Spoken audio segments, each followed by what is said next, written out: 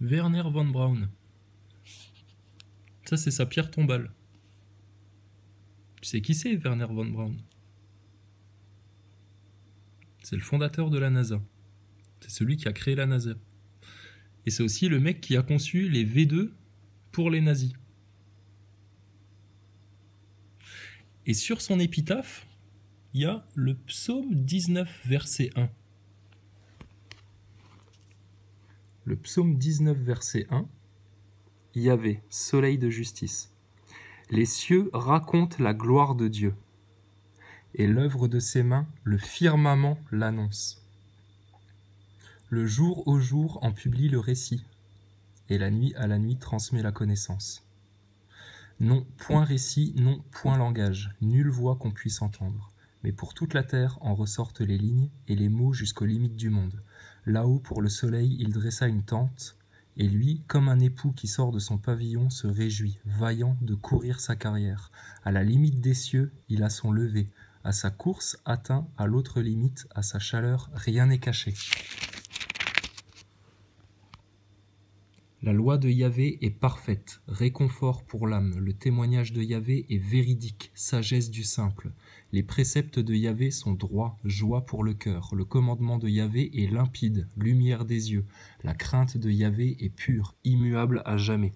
Les jugements de Yahvé sont vérité, équitables toujours, désirables plus que l'or, qu'une masse d'or fin, savoureux plus que le miel, que le suc des rayons. Aussi ton serviteur s'en pénètre, les observer est grand profit. Mais qui s'avise de ses faux pas? Purifie-toi, purifie-moi du mal caché. Préserve aussi ton serviteur de l'orgueil, qu'il n'ait sur moi nul empire. Alors je serai irréprochable et pur du grand péché. Agrée les paroles de ma bouche et le murmure de mon cœur. Sans trêve devant toi, Yahvé, mon rocher, mon rédempteur. On l'avait déjà lu celui-là. Tiens, Sarkozy, c'est pour toi ça. Désirable plus que l'or qu'une masse d'or fin. Tu vois, toi qui as bradé l'or français aux Américains, qu'est-ce qui t'a pris de vendre le stock d'or des Français aux Américains comme ça? T'es malade ou quoi, Sarkozy? C'était quoi le but à travers ça? Rembourser les intérêts à la banque Rothschild? Oh bah putain, heureusement que t'as jamais été président de la France, toi. Non, t'as pas été président de la France. Toi aussi, c'était de l'illégalité, ton élection. Bref, pourquoi un mec qui est fondateur de la NASA, il fait écrire un psaume comme ça sur son épitaphe? C'est étonnant, hein. Alors regarde, faut que je te montre un truc. On va faire une petite pause, là. Une pause gilet jaune. On va aller se distraire dans la station spatiale. Quelqu'un qui m'a envoyé ça, c'est un truc qui date de 2016. Bon, déjà ça, c'est de l'image de synthèse, on est d'accord. C'est du grand n'importe quoi, ça. D'où tu vois des lumières comme ça depuis l'espace? C'est n'importe quoi. Il y a une masse atmosphérique, etc. T'es pas censé voir ça. C'est nimp, c'est nimp. Alors attends, regarde ça, c'est drôle. Parce qu'il y a un mec aujourd'hui, un certain Garou, non, pas Garou, Gourou, son pseudo YouTube. Il m'a envoyé un vieux commentaire tout pérave, qu'il a effacé en plus, ce con, après, forcément, il en avait honte. Où il écrivait sur une des dernières vidéos, là, ah, tu parles plus de la Terre plate? Je lui ai écrit, bah si tu veux, tu me files 20 balles et je te lève le rideau pendant 2 minutes, mon chou. Façon Amsterdam, tu vois. Le quartier rouge. Le mec, il était vexé, il m'a dit, ah ben moi, pour gratis, je viens de casser la gueule, fils de pute. Gna gna gna gna gna gna gna. Tu vois, ça, c'est ce qu'on a eu pendant 2 ans, quand on expliquait aux connards de Globeux que leur station ISS, c'était une fumisterie. C'est un canular, votre truc. D'où tu vois ça de l'espace? Mais sérieux, mais t'es malade ou quoi? Oui, mais toi, t'as jamais été dans l'espace, connard de chrysalide, tu peux pas savoir. Bah oui, mais réfléchis 2 minutes, putain. Réfléchis juste 2 minutes. Ils sont drôles. Attends, mais parce que ça, c'est super bien fait. J'ai été scotché par cette vidéo-là, je vais t'expliquer pourquoi. Et maintenant, nous allons passer avec vous vers l'endroit probablement le plus intéressant dans la station. Alors, comme je l'avais expliqué sur l'ancienne chaîne où on parlait que de la station ISS, ils font des vidéos pour dire tout le temps les mêmes choses. Comme Éric Drouet et Maxime Nicole, tout le temps les mêmes choses. Comme les politicards de merde, tout le temps les mêmes choses. Bla bla bla bla bla bla bla bla bla bla bla bla bla bla bla bla bla bla. Je suis dans une station spatiale. Non, t'es dans un décor de cinéma. Arrête de te foutre de la gueule du monde. T'as beau parler en russe, t'inquiète, hein. Ils savent embaucher des mecs qui parlent en russe, hein. C'est le lieu où peut-être. Mais regarde, chaque ce qui est cosmonaute- super bien foutu dans ce truc-là, c'est que tu prends la tablette. Et puis tu fais pivoter, tu vois. Tu fais pivoter comme ça.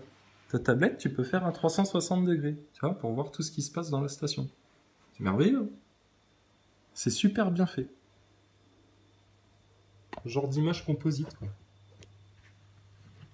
Que la NASA sait très bien produire. Astronaute ou quiconque de passage dans la station veut Alors passer attends, nous, ce qu'on son veut temps voir, libre. du coup... Peut-être qu'il n'y en a pas beaucoup de ce temps libre, mais il y en a toujours un peu, et nous essayons de le passer ici, dans ce module, chaque minute que nous avons pour nous.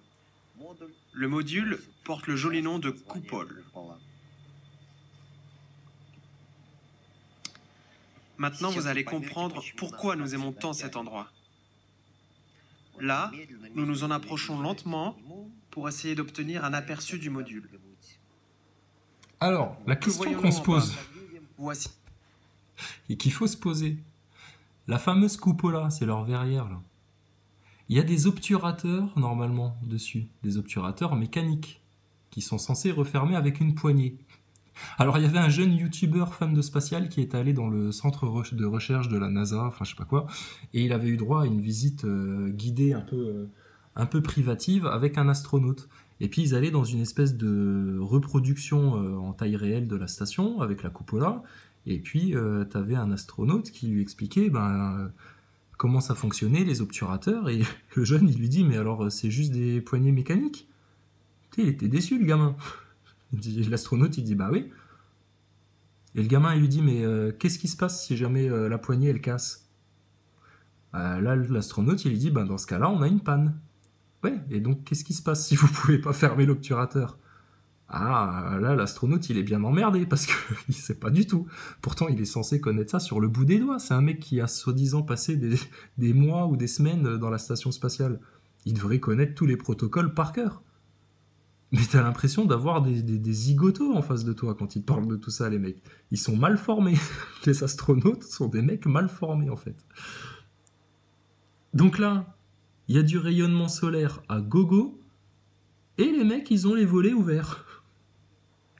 Est-ce que t'es déjà resté dans ta bagnole en plein cagnard, en plein été, quand il fait 40 degrés dehors, et que t'as le soleil qui tape sur les carreaux comme ça? T'as vu la chaleur, comment elle monte? Et encore, t'as la chance d'être sur Terre, sous une atmosphère. Donc je te laisse imaginer dans l'espace, sans aucun filtre atmosphérique, le rayonnement que tu te prends dans la gueule. Mais les astronautes, eux, pas de problème. Et un des contre-arguments des fameux globeux, quand on leur parlait de cet élément-là, ils disaient « mais ils ont des filtres sur les carreaux ». Ah bah ouais, pourquoi les carreaux sont aussi transparents alors s'il y a des filtres? Alors ils disaient « mais c'est des verres polarisés ». Ah bon d'accord. Ton verre polarisé, couillon, si jamais il est traité pour empêcher justement les rayonnements de passer, il devient opaque, forcément. T'as bien des lunettes polarisées, tu vois comment ça fonctionne, hein, elles sont parfaitement transparentes, et puis hop, dès qu'il y a un peu de rayonnement solaire, tac, elles deviennent opaques. Ça peut pas fonctionner autrement. Regarde ce qu'il te montre. Une vue magnifique. Ah oui, une vue magnifique. Voyons notre Terre, la plus belle planète de l'univers. Donc ça veut dire déjà, pour te dire à quel point c'est de la poésie, de la prose et du blabla, ce que disent les astronautes toujours, la plus belle planète de l'univers. Donc ça veut dire que lui, déjà, il a vu toutes les planètes de l'univers et il a décidé c'est celle-là la plus belle. Mais à côté de ça, il te pollue à gogo, etc. Et ça leur pose aucun problème. Alors, Pour moi, quel que soit le nombre de planètes que l'humanité va découvrir, ce sera tout de même la Terre, la plus belle des planètes, qui restera notre chez nous. Forcément, parce que même si t'en découvres une autre, le temps que t'y ailles, Le temps que tu bâtisses une colonie dessus, etc., etc., t'inquiète pas, toute l'humanité, au train où ça part, aura déjà disparu. Donc, même en admettant que toutes leurs histoires soient vraies, le pognon qu'on fout pour ces conneries-là ne sert à rien. On ferait mieux de mettre cet argent-là pour payer des puits et de l'eau aux pays qui manquent d'eau, payer de la bouffe et des cultures saines, non mossantisées, hein, sur Terre, pour payer des programmes scolaires dignes de ce nom à nos enfants, et former des instituteurs et des professeurs dignes de ce nom. Mais non, le système te vend de la fausse science. Bon, là, tu vois, les volets sont ouverts, hein. Il fait grand jour, pas de problème sur la station. Ah, la clim fonctionne au taquet. La clim fonctionne au taquet. Bon, toujours ce merveilleux arrondi à 400 km d'altitude. Alors moi, un truc qui me... Là, va falloir que vous vous expliquiez quand même, les gars. Regardez quelle vue nous avons ici, depuis la coupole. Ah ouais. Vous voyez maintenant des images uniques de vos propres yeux. Ah ouais. Bah, elles sont tellement uniques que c'est toujours les mêmes que vous servez, à tel point que vous faites même des copier-coller sur les formes nuageuses. Et je suis sûr que si là, on s'y attardait un petit peu, on en trouverait aussi des copier-coller. Mais bon, là, on va pas faire ça. Mais alors... Ah oui, surtout qu'il y a plein de petites taches là. Je suis sûr qu'il y aurait moyen. Parce qu'en fait, ce qu'ils font, c'est qu'ils te prennent un petit nuage comme ça, puis hop, ils te le tournent comme ça, et puis ils te mettent le même dans l'autre sens, tu vois. Et puis c'est passé, forcément ça passe. Ruskov, astronaute, là, explique-moi voir un truc, le cosmonaute, là. Chris Hadfield, un de tes collègues qui était dans la station spatiale ISS, qui a toujours navigué à 400 km d'altitude. Hein. Elle a jamais été à 6000 ou à 5000 ou à 8000 ou à 10 000 km d'altitude. Non. Elle a toujours été entre 350, 380, 400 km. Tu vois, elle gravite dans ces eaux-là. Là, c'est le calme plat. On dirait que vous êtes statique dans l'espace.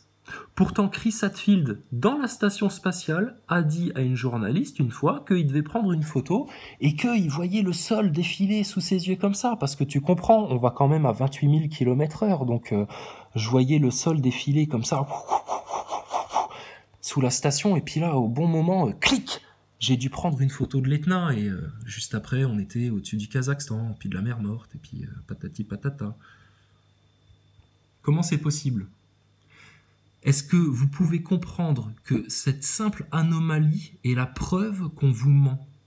Le fait que tu es un astronaute dans la station spatiale qui s'appelle Chris Hadfield, qui a une moustache super bien taillée. Déjà, je sais pas, t'es astronaute, le mec, tu lui dis, écoute, t'as une mission dans l'espace, il va falloir éviter les poils de barbe à la con, là, parce que si jamais il y a quelqu'un qui inhale un de tes poils de barbe, ça peut être chiant. Donc ta moustache, tu te la rases et de près. Hein, tu te laisseras pousser la moustache pour ta dame quand tu reviendras au Canada.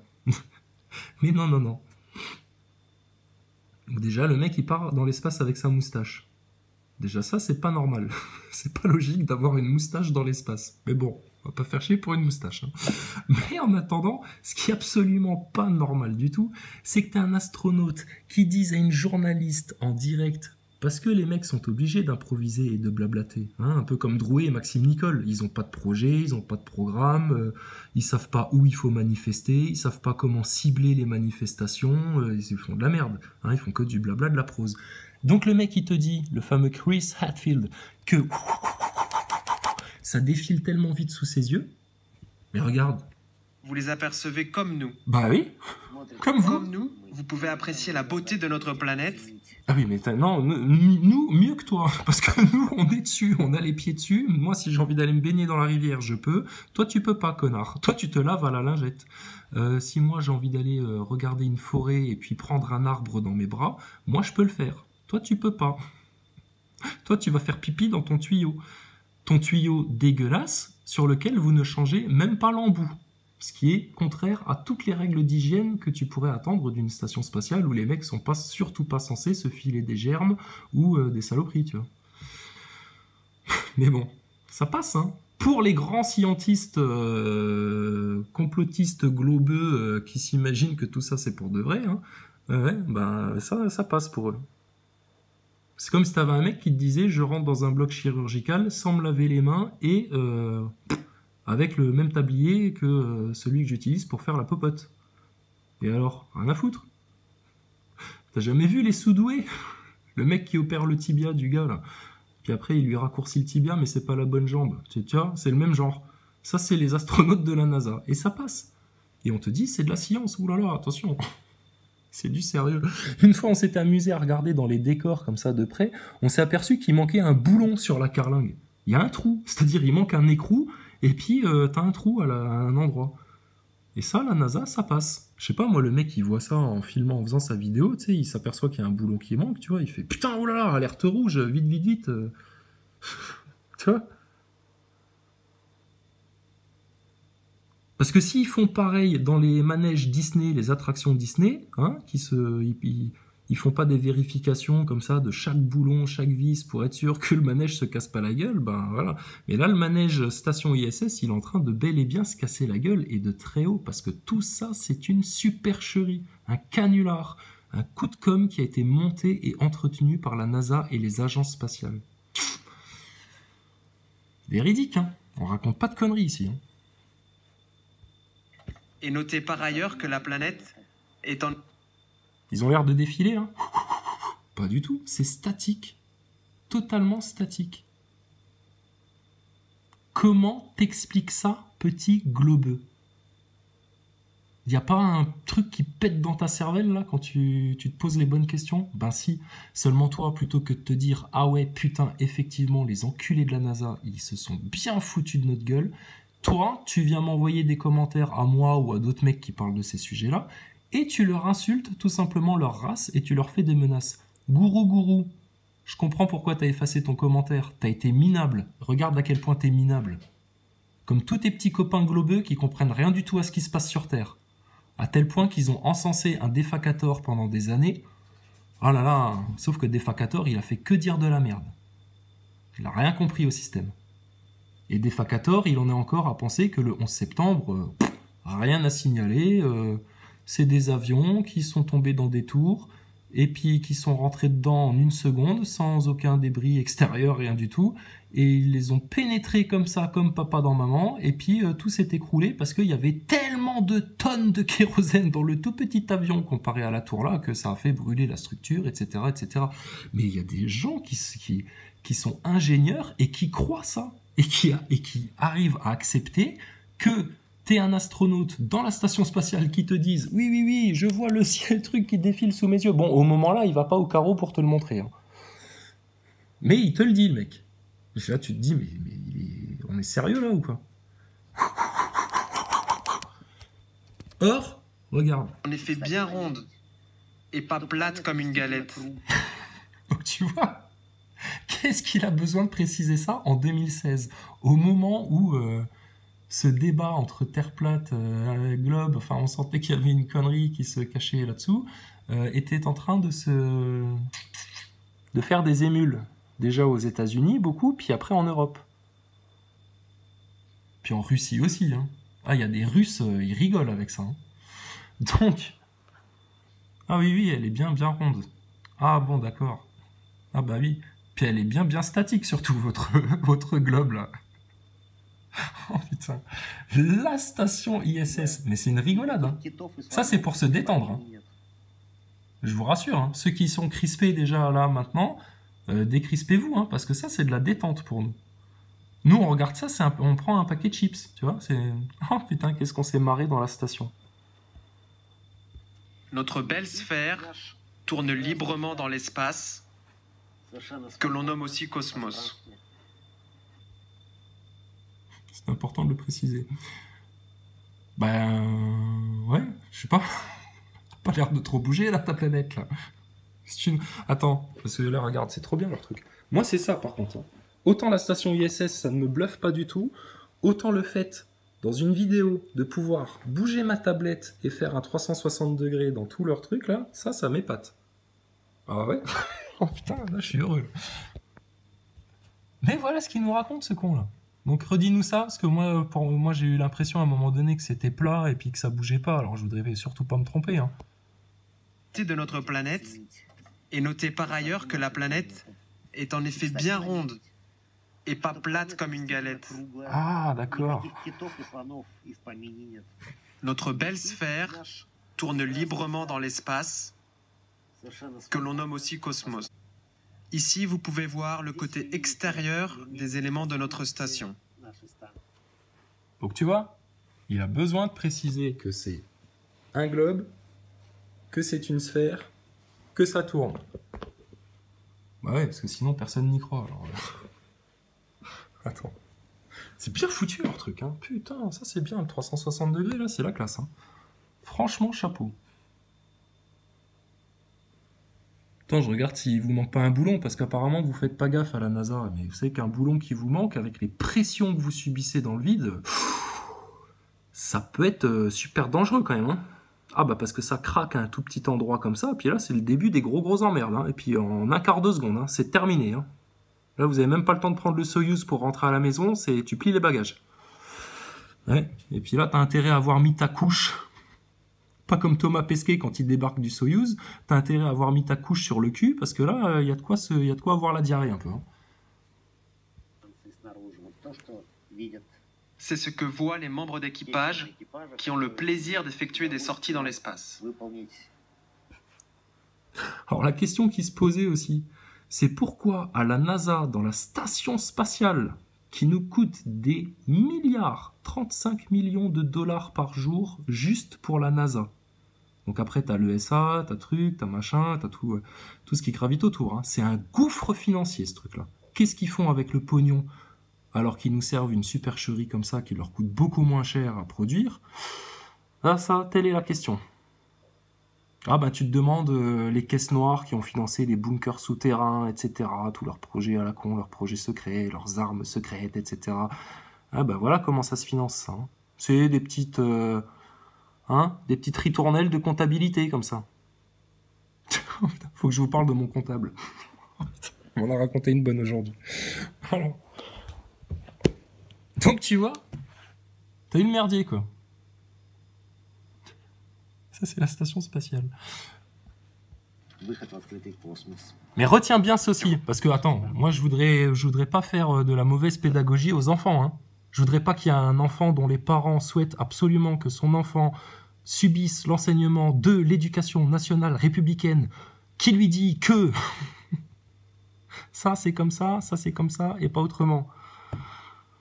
J'ai deux bons trucs à vous raconter. Putain, tu vois, ça me revient là, au fur et à mesure. Donc non, moi je voudrais pas aller contre ça, hein. Donc moi je préfère que vos enfants, hein, si vous voulez bien les garder zombifiés dans le système, mais après si vous voulez les rendre libres, émancipés, leur permettre de réfléchir par eux-mêmes, d'avancer vraiment vers le vrai progrès scientifique, vers les vraies connaissances,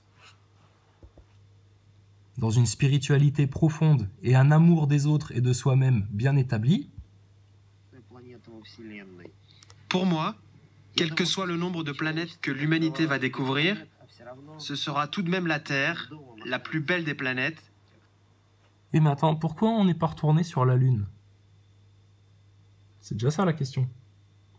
Alors, explication officielle du même astronaute qui avait donné des explications sur les poignées mécaniques des obturateurs de la cupola. C'est parce qu'à la NASA, ils ont perdu les données télémétriques pour aller sur la Lune. Oh putain, les cons. Oh là là là là là là. C'est bien dommage, ça. C'est la raison officielle. Les mecs ont tout leur sérieux et ils te disent ouais, bah on a perdu les données télémétriques. Oh merde.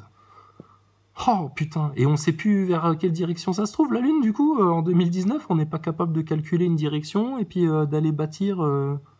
une colonie vite fait là-bas, tu vois, 2-3 hangars, 2-3 Alveco, machin, puis c'est bon. T'as ta colonie lunaire, et puis à partir de là, c'est bon, c'est parti. Dans 10 ans, on plante des tomates bio sur la Lune. Pourquoi on ne le fait pas? Alors là, les globeux, genre Stardust et Defacator, et puis tous les grands malins, là, les astronogeeks et tout ça, ils te disent « Eh ben connard, c'est parce que ça coûte trop cher. » Ah bon? 35 millions de dollars par jour, juste la NASA. T'es débile ou quoi, toi? À l'époque, ils sont allés sur la Lune avec une Game Boy comme ordinateur de bord. De quoi tu parles, sérieux? Donc vous voyez, les mecs, vous êtes dans un dream total. Ah bah ouais, on vous avait prévenu il y a 2 ans, hein. Le retour à la réalité va être dur pour vous, hein. Mais ça, c'est la vérité. Hein. La vraie vérité sur la station spatiale, c'est qu'on vous monte un gros canular depuis 1998. Et pourquoi la NASA s'est permise de vous monter un canular aussi énorme, aussi grossier? Ben déjà de 1, parce que plus c'est gros, plus ça passe. La preuve, tu viens de te prendre une station spatiale en plein dans ton fion et t'as rien senti. Deuxième raison, c'est parce que déjà avant ils t'ont menti et que c'est bien passé dans le cul de ton grand-père, et donc du coup ils se sont dit les petits enfants on va leur faire pareil. Donc je vous laisse imaginer ce qu'ils ont préparé comme sale plan machiavélique et diabolique pour vos enfants si vous ne vous réveillez pas vite fait bien fait contre ce système malfaisant qui restera notre chez nous. Ça c'est Regardez sûr. quelle vue nous avons ici, depuis la coupole. Vous voyez maintenant des images uniques de vos propres yeux. Alors ça c'est unique, Vous ça les c'est sûr. apercevez comme nous. Oh bah. Comme nous, vous pouvez apprécier la beauté de notre planète et notez par ailleurs que la planète C'est de toute beauté. Moi je te le dis aussi, ça c'est de toute beauté. Donc c'est ça, hein.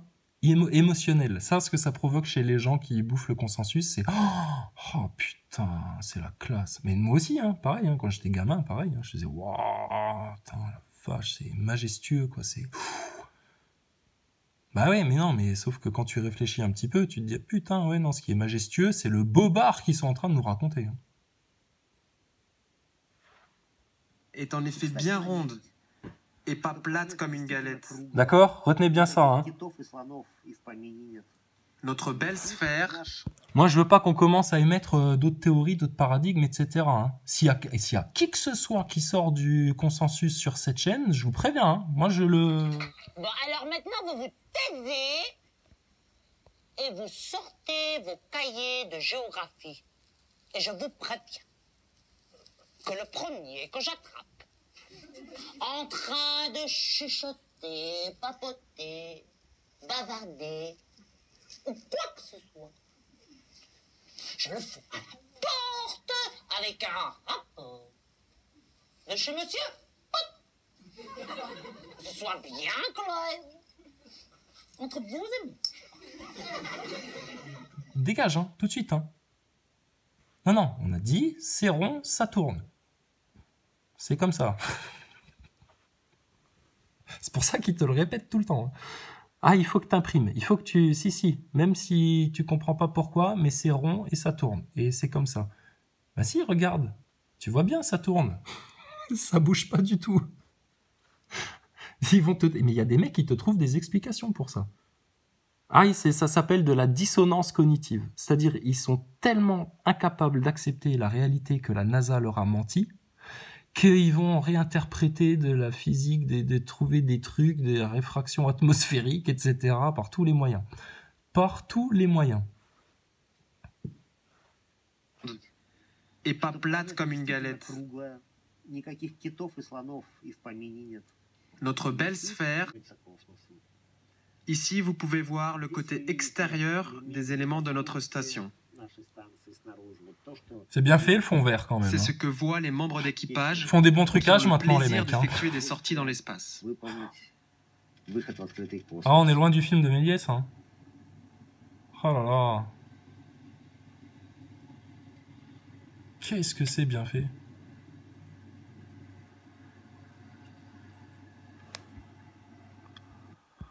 Mais moi, la question que je me pose, excusez-moi d'être chiant.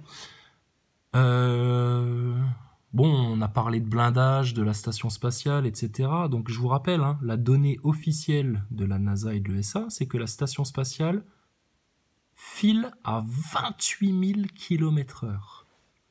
On a du mal à se représenter. Alors je vous invite pour avoir une référence de vitesse, de joule, à aller taper sur YouTube Railgun, R-A-I-L-G-U-N. C'est un appareil développé par l'armée américaine qui, par une force magnétique, par du magnétisme, il n'y a pas de poudre, hein, il n'y a rien du tout, hein, pas d'explosif, rien du tout, il n'y a pas de poudre.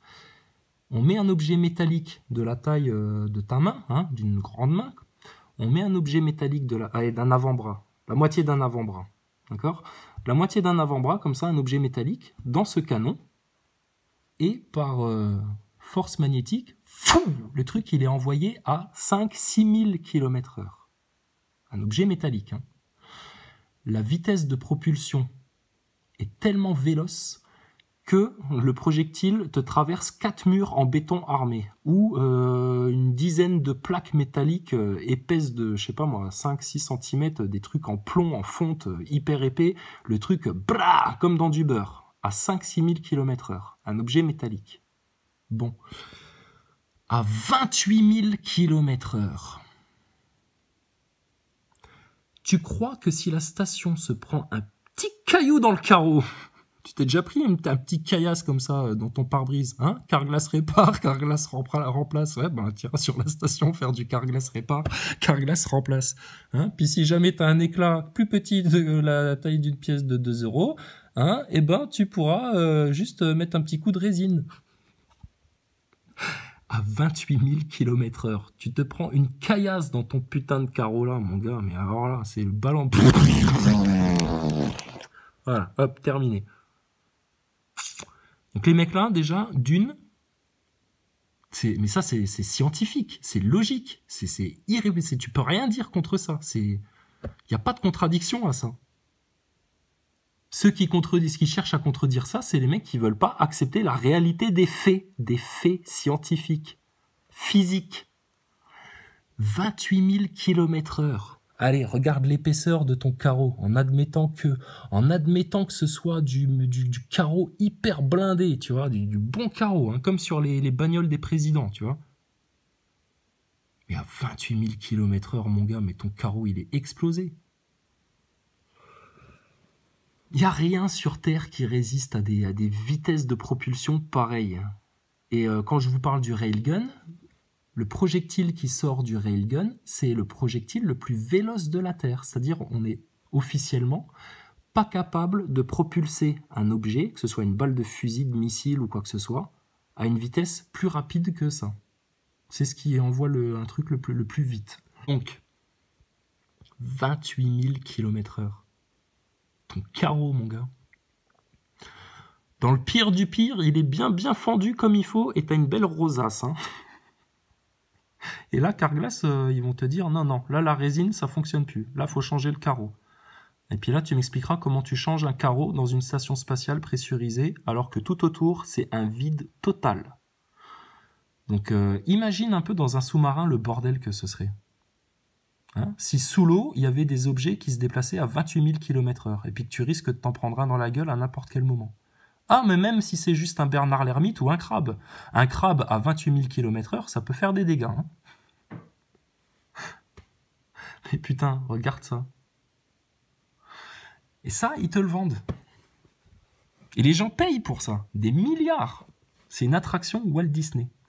Donc ils sont censés avoir des obturateurs sur le carreau. Tire à voir les obturateurs, la gueule des obturateurs, c'est un truc en tissu. Donc déjà là, c'est pas du tout pour blinder quoi que ce soit. Donc l'obturateur, par définition, par simple logique, forcément n'est pas là pour protéger le carreau, puisque l'obturateur en lui-même a l'air encore plus faiblard que son carreau. Donc c'est pas une histoire de blindage. Ils te disent, oui mais non, mais c'est à cause des rayons solaires, c'est pour protéger, etc. Ah bon ? D'accord, donc l'obturateur, il sert pas à protéger le carreau avec un quelconque blindage, il sert à protéger du rayonnement solaire qui vient de l'extérieur. D'accord. Pourquoi ? Il se passerait quoi si on laisserait les carreaux ouverts, enfin les volets ouverts ? Eh ben, il ferait super chaud dans la capsule. Ah bon ? Alors pourquoi ils les laissent tout le temps ouverts, les obturateurs, même quand ils sont en plein jour ? Tu vois, ils marchent sur la tête, ils sont foutus. Les globeux, c'est comme des députés La République En Marche. Ils peuvent que répéter leur illusion et s'enfermer dans leur monde de tarés. Ils sont tarés, les mecs là. Ils vont contre toute logique, toute science, toute explication, toute loi physique, etc. Et ils y croient. Juste parce qu'ils ne peuvent pas accepter que la sainte NASA ait pu leur monter un énorme canular. Alors qu'aujourd'hui, on a tous conscience que Macron nous avait monté un sale plan d'enfoiré pour la France. Hein. Il cherchait uniquement la guerre civile, à servir le plan des Rothschild en France. Il était là pour ça. Hein. Il en a rien à foutre du peuple français. Vous voyez bien la dictature que c'est la Macronie. Hein. C'est pire que tout ce qu'on a connu. Hein. Hitler, à côté, c'est un boy scout, hein, franchement. Hein. Ah ouais, non, non, mais attends, mais là, c'est le début, oh là là. Attends qu'ils se lâchent un petit peu, tu vas voir, hein. Quand je te dis que les gilets jaunes, étoiles jaunes, même combat, et qu'ils vont chercher à nous finir dans des camps de concentration, c'est tout vu, c'est ce qu'ils avaient planifié. Non, non, les camps, c'est eux qui vont y finir. Bah parce qu'on va plus savoir quoi foutre de ces... Ils vont gêner, hein, quand nous, on va commencer à investir les lieux publics pour faire de la culture, pour cultiver des arbres fruitiers dans tous les espaces publics, etc. Et qu'eux, ils viendront nous faire chier avec leur législation à la con, comme quoi, non, non, c'est des rhododendrons, la norme dans ce quartier-là. Ouais, ta gueule. Laisse-nous planter des tomates, des carottes, des pommes de terre, des poireaux, des pommes, etc. pour que tout le monde ait à bouffer. Et dégagez-vous maintenant. Sérieux. Qui nous empêche de faire ça? Donc, une poignée de cons, une poignée de neuneux. C'est les neuneux. Faut bien comprendre. N'ayez pas peur de ces gens-là. C'est les neuneux. Ceux qui pensent encore que la station spatiale, c'est pour de vrai, c'est les neuneux. C'est les mêmes neuneux qui ont 14-15 ans et qui croient encore au Père Noël, tu sais, parce qu'ils... papa et ma maman, ils m'ont dit que c'était Père Noël qui déposait les cadeaux à la cheminée. Alors, moi, c'est une Père Noël. Hein. Eux, c'est pareil. C'est la NASA qui m'a dit. Ton obturateur, c'est du décor, comme tout ce qu'il y a dans ta putain de station. Regarde, t'es à la NASA, bordel. Ils ont rien trouvé d'autre que des scratchs comme ça pour enrouler 4 mètres de câble. Non, mais ils ont pas inventé les plugs, Enfin, tu vois, le câble, je sais pas, c'est incroyable, incroyable. Mais ça, c'est pour te donner un décor de complexité dans la station. Étonnant, non? Eh bah ouais, voilà, comment on monte un canular à la Terre entière. Pour te braquer des milliards tous les ans.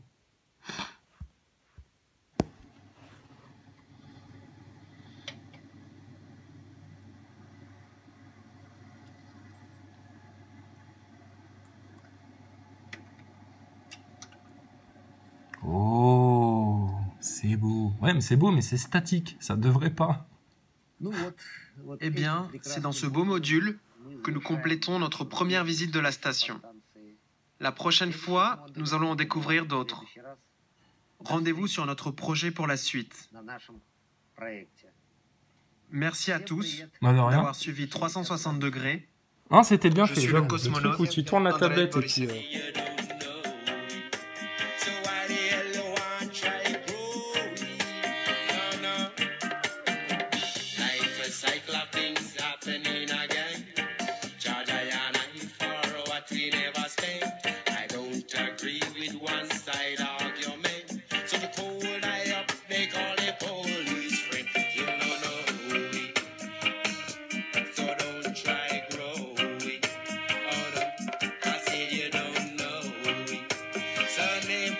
Try